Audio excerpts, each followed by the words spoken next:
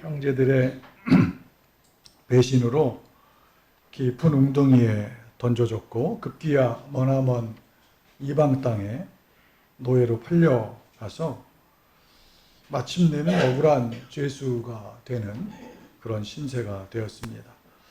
세월이 흘러서 그는 잊혀진 존재로 갇혀 있습니다.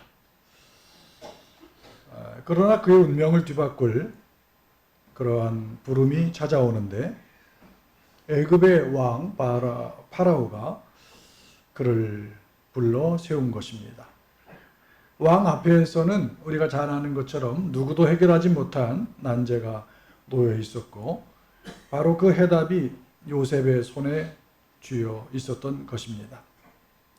인생의 반전을 기할 기가 막힌 기회가 그에게 찾아왔습니다. 만일 이와 같은 순간이 우리에게 찾아온다면 과연 우리는 어떻게 반응할 것인가? 네, 제가 그것을 아주 멋들어지게 해결을 해드리겠습니다. 스스로 자신을 높이면서 이득을 좀 챙겨보려고 하지 않을까요? 당연한 순서라고 생각합니다. 그러나 하나님의 사람 이 요셉은 그렇게 하는 대신에 바로의 물음 앞에서 그는 담대하면서도 겸손하게 이렇게 고백을 했습니다. 저는 할 수 없습니다. 오직 하나님께서 왕에게 평안한 대답을 하실 것입니다. 이 새한글 성경 창세기 41장 16절 오늘 우리가 함께 읽은 그 부분입니다. 자기가 주도할 수 있고 자기가 뭔가를 해결할 수 있다고 판단할 수 있는 그 시간, 그 시간에도 결코 자신의 이름을 높이지 않았다 하는 것이 오늘 창세기의 교훈입니다. 오히려 모든 영광은 마땅히 하나님께 속한 것임을 그는 인정한 것입니다. 우리가 잘 아는 C.S. 루이스, 옥스퍼드 대학의 교수를 했고 참 문필가로서 기독교 문학의 참 최고봉으로 꼽히는 C.S. 루이스가 인간의 가장 큰 죄를 교만이라고 규정을 했습니다. 그러면서 진정한 신앙이라는 건 뭐냐? 자신을 부인하는 것과 하나님 앞에서 전적인 항복이다. 이렇게 얘기했습니다. 참된 신앙이라고 하는 것은 자신을 하나님 앞에 내려놓고 진정으로 그분 앞에 투항하는 것에서 시작한다. 참 멋진 이야기를 해줬습니다. 이 고백이 우리의 믿음 생활에서 우리의 입에서 우리의 삶 속에서 울려 퍼진다면 참 좋을 것 같습니다. 그런데 요셉이 그렇게 답변한 것은 단순히 그가 겸손하기 때문에 그렇게 한 것만은 아닙니다. 그의 행동과 그의 삶의 궤적을 보면 그것을 충분히 증명하고 있다. 이렇게 말할 수 있습니다. 형제들의 시기와 질투로 인해서 이제 결국은 노예로 팔려가게 되는데 왕의 호위대장인 보디발의 집에서 그는 총무격으로 아주 성실하게 또 정직하게 그 집안일을 맡아서 참 멋있게 처리를 했습니다. 그런데 우리가 너무나 잘 아는 것처럼 그는 아주 큰 유혹에 직면하게 돼요. 그 보디발의 아내가 성적으로 큰 유혹을 합니다. 그때에 창세기 39장에 보면 내가 어찌 이 큰 악을 행하여 하나님께 죄를 지켰습니까? 이 보디발이라고 하는 호위대장은 이 요셉을 자기 집에 총무로 세웠지만 모든 것을 이 총무라고 하는 총자가 뭡니까? 모든 걸 다 한다는 거예요. 그죠? 학교에도 보면 우리 총무국장이다, 무슨 총무처장이다 이런 직제가 있지 않습니까? 직장에도 마찬가지고. 모든 것을 다 할 수 있다는 거예요. 모든 일을 다 관할을, 그야말로 제너럴한 거예요. 그런데 한 가지는 안 된다는 거예요. 가장 귀한 자기 부인은 안 된다는 거예요. 그 말을 이 요셉은 자기 입으로 얘기를 합니다. 참 대단하다. 참 귀한 신앙의 모습이다. 이렇게 볼 수 있어요. 그는 사람에게 죄를 짓기 이전에 가장 큰 죄는 하나님 앞에서 내가 짓는 거다. 이렇게 깊은 신앙의 인식을 하고 있는 사람이에요. 이런 대목을 우리가 성경에서 이렇게 읽다 보면 현대사회가 차츰 이 죄의 문제에 대해서 점점 인식하지 못하는 게 아니라 죄의 문제에 대해서. 바바라 브라운 테일러라고 하는 미국의 유명한 성공의 작가이고 또 명설교가가 있어요. 저는 그분의 설교를 직접 들어보지는 못했습니다만은 아주 유명한, 그러니까 C.S. 루이스와 같은 그런 반열에 올라갈 수 있는 그런 문필력을 자랑한다. 또 그분의 책을 읽어보면 정말 그런 것 같아요. 아주 기가 막혀요. 또 그분이 쓴 책을 저도 최근에 읽어본 책이 있는데, 우리 현대인들이, 현대사회가 살아가면서 잃어버린 언어가 있다. 잃어버린 언어가 있다. 그건 뭐냐? 죄라는 것이다. 참회라는 것이다. 구원이라는 것이다. 그래서 그분은 그 잃어버린 언어를 우리가 찾아내야 된다. 하나님 앞에서뿐만 아니라 이 사회가 긍정적으로 진리를 향해서 정의롭게 재형성되기 위해서는 그 잃어버린 언어를 우리가 찾아야 한다. 줄을 칠 수밖에 없어요.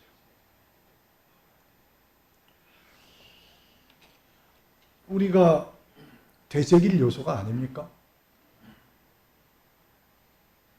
요셉은 억울하게 옥살이를 했습니다. 그러나 그는 절대로 하나님을 떠나지 않았어요. 바로의 꿈을 해석하게 되는 결정적인 기회가 되었을 때도 똑같은 말을 했어요.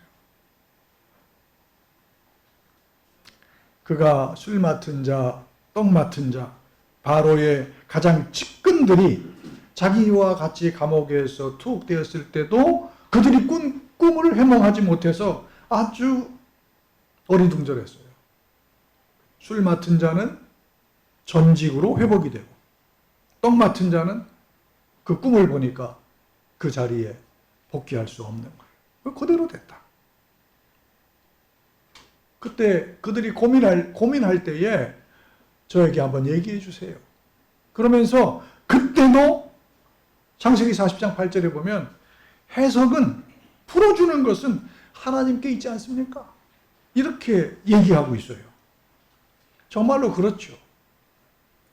하나님께 영광을 돌리는 삶, 그것이 바로 요셉의 습관이었고 요셉의 행동의 원칙이었다 하는 겁니다. 요셉은 하나님께서 우리와 함께 하시는 것이야말로 우리에게 힘이 된다고 하는 사실을 인정했어요. 그 신비로운 힘으로 우리는 변화를 일구어서 결국은 승리할 수 있다고 하는 것을 그는 잘 깨달았던 신앙인입니다. 결국 하나님은 그를 어떻게 합니까? 애굽의 총리로 세우지 않습니까? 한 나라의 또 생명을 구하는 그러한 구원의 통로로 그 요셉을 사용하셨습니다. 하나님을 높이는 삶이라고 하는 것은 결국은 절대 손해가 없다는 거예요. 하나님을 높이는 삶이라고 하는 것은 이 요셉의 인생을 통해서 우리들에게 아주 극명하게 절대로 손실이 없다. 하나님 앞에서 정직하게 살고 하나님의 뜻과 하나님의 이름을 높일 때에 그 삶은 하나님께서 진정으로 높여준다 하는 신앙의 진리를 우리는 이 요셉의 삶을 통해서 맛보게 됩니다. 신약 성경에 와 보니까 이 요셉 못지않은 사람이 있습니다. 우리가 너무나 잘 아는 말씀이에요. 세례자 요한입니다.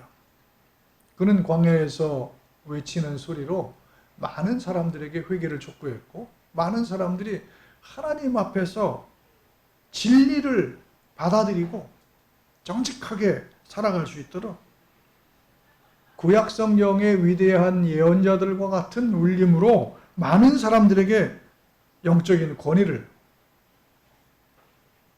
보여줬던 그런 사람이에요. 많은 사람들이 세례자 요한에게 몰려갑니다. 요한복음의 1장에 보면 이 세례자 요한의 제자들 중에서 예수님의 제자로 이렇게 옮겨가는 그 장면이 있어요. 그러니까 결국 무슨 얘기냐면 세례자 요한의 그 공동체가 굉장히 규모가 있었다 하는 것을 밝혀주는 거예요. 역사적인 예수 문제를 연구하는 학자들은 이 세례자 요한의 그 그룹이 굉장히 규모가 컸다 이렇게 주장하고 있고, 그러니까 요한복음을 이해할 때 우리가 이 세례자 요한이라고 하는 이 세례자 요한이 지도자로 있었던 그 그룹에 대한 인식을 제대로 할 때에 요한복음을 더 잘 우리가 설명할 수 있고 그 요한복음의 메시지를 더 접근해 갈 수 있다 이렇게 얘기하고 있거든요. 그러니까 그와 같이 구약의 위대한 선지자들과 같이 그 맞먹는 영적인 권위가 있었고, 그가 설교를 하고 그가 세례를 베풀 때에 많은 울림으로 큰 무리들이, 군중들이 그에게 호응을 했다는 거예요. 그러고 있는데 예수님이 짜 나타난 거예요. 요한복음 1장에 보면 예수님은 어떤 분입니까? 말씀이 육신이 되어서 우리 가운데 계신 성육신된 The Incarnated Word, 육화가 된 말씀이다. 원래 하나님과 함께 계셨다.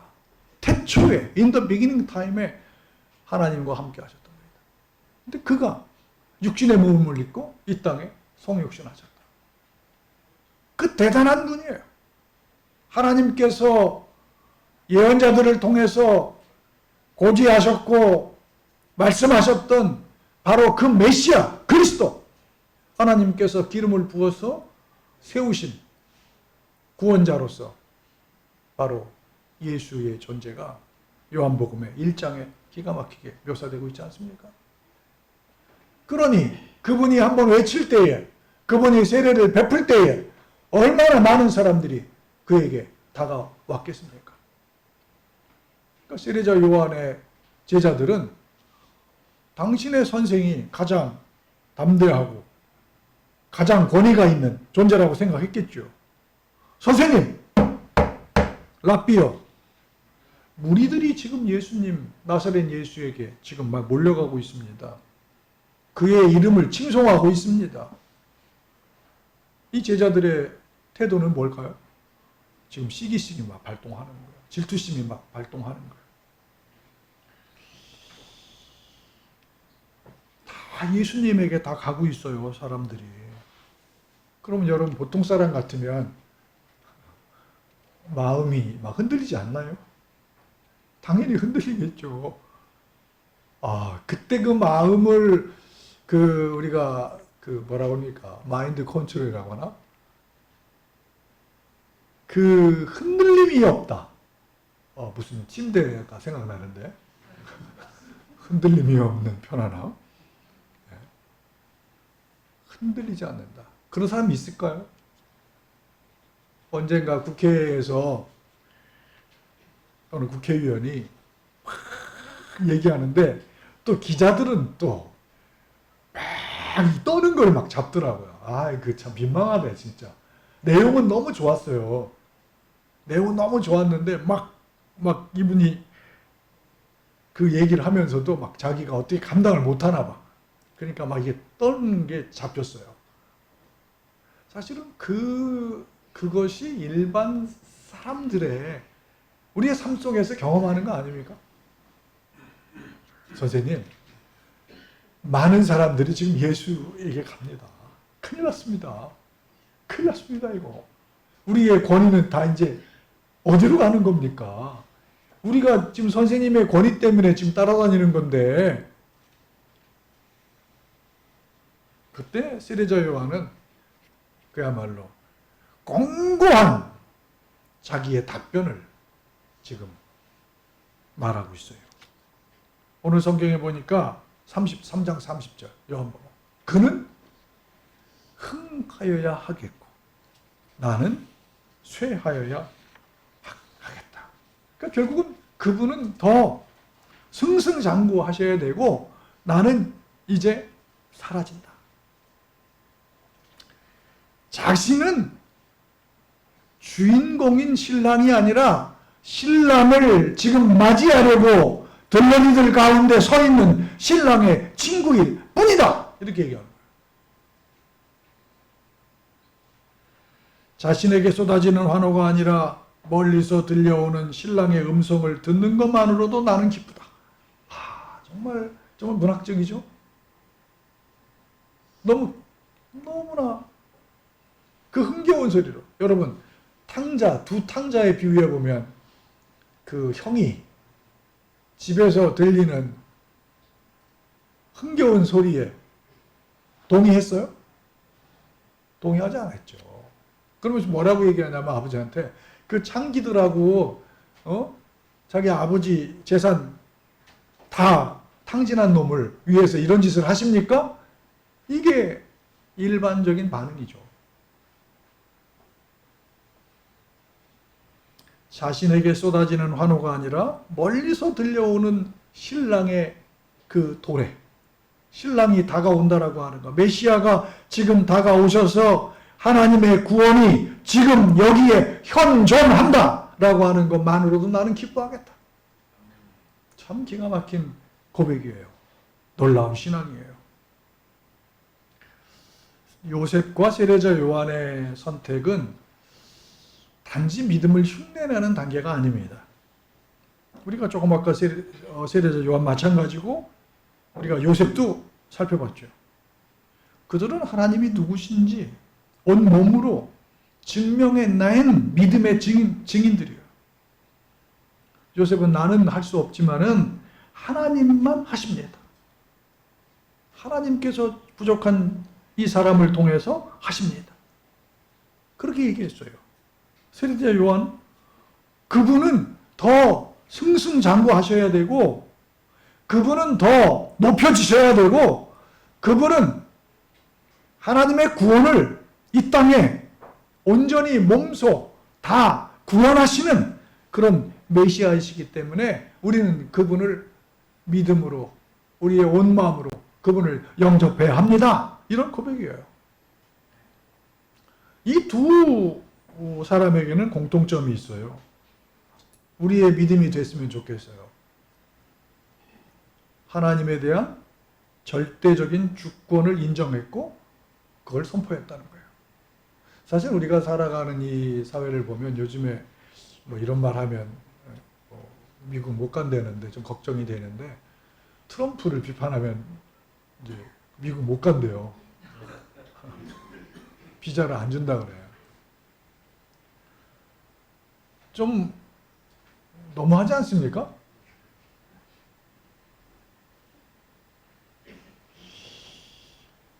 미국은 좀 다른 나라와 다르다.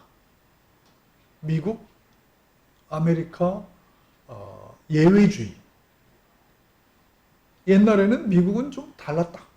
물론 제국주의적인 야망이 없이 전 세계의 경찰 역할을 한다고 하는 것은 가능하지 않은 거라고 우리는 생각할 수 있습니다. 그러나 우리가 하나님을 믿고 하나님의 이름으로 세워진 그런 나라로서 너무 많이 세계를 좀 흔들어 놓는 거 아닌가. 바울은 로마서에서 위에 있는 권세에 복종하라고 했어요. 매우 정치신학적인 발언을 했어요. 근데 문제는 뭐냐? 그 권세는 이 엑수시아라고 하는 authority라고 하는 것은 다 under the power of God. 하나님의 권세 아래, 권위 아래에 있다라고 하는 것을 분명히 얘기하고 있어요. 이 세계의 모든 정치인들, 뭐 우리나라뿐만 아니라 분명히 받아들여야 돼요. 권력이라고 하는 것이 영원합니까? 우리의 생명도 영원하지 않은데 정신 똑바로 차려야 합니다. 하나님을 인정하지 않는 삶이라고 하는 것은 승승장구하는 것 같지만 사실은 실패예요. 하나님을 인정하고 살아갈 때에 우리의 심령 가운데 그분이 주시는 신비로운 힘이 작동하는 거예요. 아멘. 그래서 우리는 새 힘을 얻고 또 새로운 꿈을 꾸고 또 하나님 앞에서 우리가 힘차게 살아갈 수 있는 거예요. 하나님의 주권을 절대적으로 인정하는 삶. 그것이 우리의 삶이 되었으면 좋겠습니다. 아멘. 요셉과 세례자 요한은 그들의 삶을 통해서 하나님 앞에 영광을 돌리기를 진정으로 소망했던 사람이에요. 결국은 그들의 삶은 하나님의 이름을 높이는 무대가 됐다는 거예요. 요즘에 여러분들 TV에서 MBC 보니까 80년대 그 노래하는 거 가지고 하더라고요. 놀면 뭐하니인가? 옛날 노래 들으니까 너무 좋아요. 그 다음에 한가위 명절 특집으로 또 세시봉 이 할아버지들이 청바지 입고 조영남 씨 서울대학교 모자 쓰고 나와봤자 할아버지예요. 이제는. 그런데도 멋있어. 그때 그 추억으로 우리를 초대해줘요. 그죠? 초대해줍니다. 근데 그 무대를 통해서 결국은 그 사람들은 맨날 더 라스트 콘서트라고 하는데 이 다음에 또 할 거예요. 분명히. 좀 돈이 필요했던 것 같은데 그 무대가 돈을 벌거나 자기들의 어떤 명성을 더 세우거나 아니면 또 다른 목적이 있거나 그렇게 할 수 있겠죠. 그러나 진정으로 하나님 앞에 살아가는 사람들의 삶은 하나님의 이름과 하나님의 영광과 하나님께서 우리에게 위탁하신 그 꿈을 이루는 무대가 되어야 될 줄 믿습니다. 하나님을 높이는 삶이라고 하는 것은 하나님의 이름과 하나님의 뜻과 하나님의 계획과 하나님께서 우리에게 원하시는 우리를 통해서 구원하고자 하는 그 아름다운 미덕들을 우리의 삶으로 드러내는 삶입니다. 그래서 우리는 요셉과 같이 세례자 요한과 같이 하나님께서 쓰시고자 할 때에 귀하게 쓰임받는 도구가 되어야 해요. 우리 바울이 다메섹 도상에서 부활하신 주님을 만나고 나서 주님은 그렇게 얘기를 합니다. 이 사울은 내가 사용할 내 그릇이다. 그 사울 바울은 정말 주님을 위해서 아주 귀하게 도구로 쓰임 받았어요. 평생을요. 그런 멋진 인생이 됐으면 좋겠습니다. 주님과 일치하는, 주님과 동행하는, 주님께서 함께하는 그러한 삶이 우리의 삶이 되기를 원합니다. 우리가 낮아진다면 거기서 하나님의 이름은 높여질 거예요. 그러나 우리가 낮아진다고 해서 하나님이 우리를 한없이 낮게 만드시냐? 그렇지 않다. 하나님은 우리의 삶을 전적으로 돌보시고 우리가 어떠한 위기와 한계 속에서도 우리와 동행하시고 우리에게 새 힘을 주신다 하는 것을 우리가 말씀을 통해서 용기 있는 그런 신앙의 그런 중요한 주제로 삼았으면 좋겠습니다. 이번 한가위 명절이 좀 깁니다. 저는 또 호주에 또 좀 다녀와야 되는 그런 기간이기도 한데 이제 주님께서 주시는 그런 평강이 우리 성도님들 가운데 넘치기를 바라고 또 우리가 주님과 동행하면서 우리의 삶이 더욱더 충만한 그러한 삶으로 그래서 우리의 삶이 하나님의 이름을 높이고 하나님 앞에 영광을 돌리는 그러한 삶이 되시기를 주님의 이름으로 축복합니다.